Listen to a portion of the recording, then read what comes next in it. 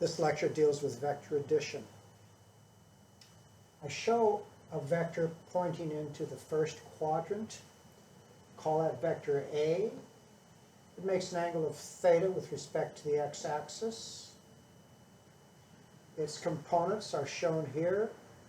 The base width is the x component of A, and it's positive because an imagined shadow cast by the vector A, where a light source is above, lies on the positive side of the x-axis. A sub y is the y coordinate of the vector A. If there were a light source to the right of the vector A shadow would be cast on the positive side of the y-axis. The leg height of this right triangle would be the y component of A. We discussed how to determine the signs of the components of vectors in a previous video lecture. I report here how one represents the x component of this particular vector. We just use SOHCAHTOA. Theta is the angle between the vector and the x-axis. The base width is what we're looking for. That's the side that's adjacent to the angle theta, so we use cosine in SOHCAHTOA. A sub x is the length of the vector A, which is symbolized as A, times a cosine of the angle. The other side of the triangle, the leg height, is A sub y, which is this distance here, same as that distance there, and it's, using SOHCAHTOA again, A sub y is A times a sine of theta. Now, let's form the sum of the squares of these components. A sub x squared plus A sub y squared gives us A squared cos squared, A squared cos squared, plus A squared sine squared, A squared sine squared. I'll pull the A squared outside of the two terms, factoring it, and we have A squared times this famous sum of trig functions. For any angle theta whatsoever, the sum of the cos squared and sine squared is equal to 1. Final result here is that the square of the length of a vector, which is A squared, is equal to the sum of the squares of the components. That equation is repeated up here in this cloud, a very important equation, along with this equation and that one. Now, let's consider an example of a vector addition. We're going to add two vectors.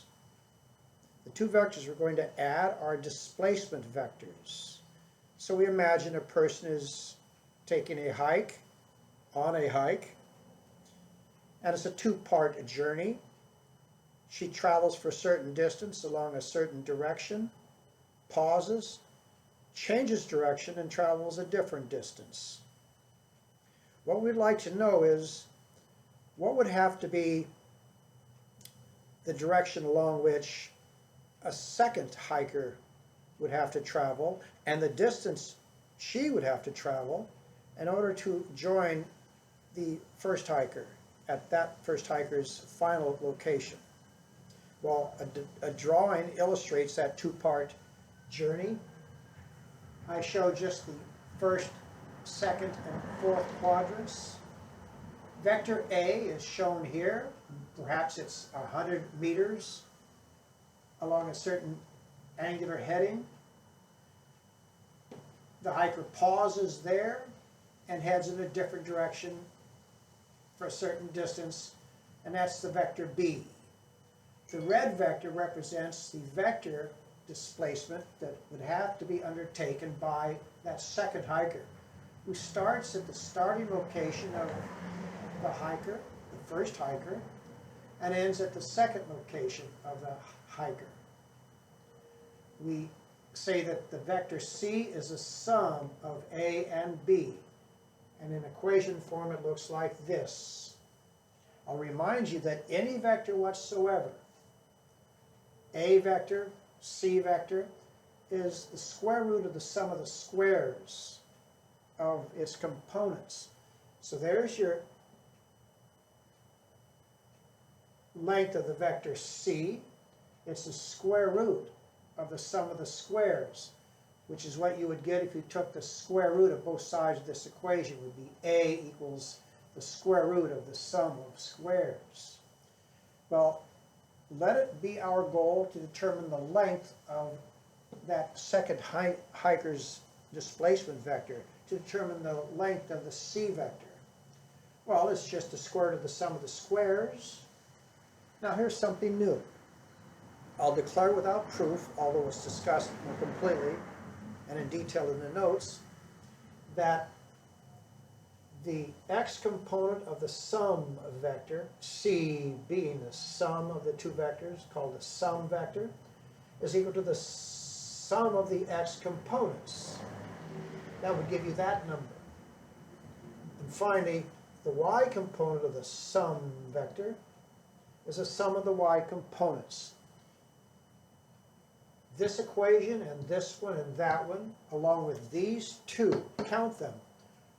1, 2, 3, 4, 5, 6. This is really a repeat of that. Let's just count it as 5 extremely important equations that are put to use not only in first semester general physics, when we add displacement vectors and later force vectors and later velocity vectors, but also in physics, general physics 2 in the spring semester or the following semester whenever it's taught. I suggest you internalize this content 100%. You'll be glad that you did. In the following video lecture, I'll work an example that puts to use these ideas in the case of a two-part journey in which the sum vector is a sum of the two separate vector displacements. There won't be anything new to learn in that video. It's just an application of the very important things that you need to learn from this lecture.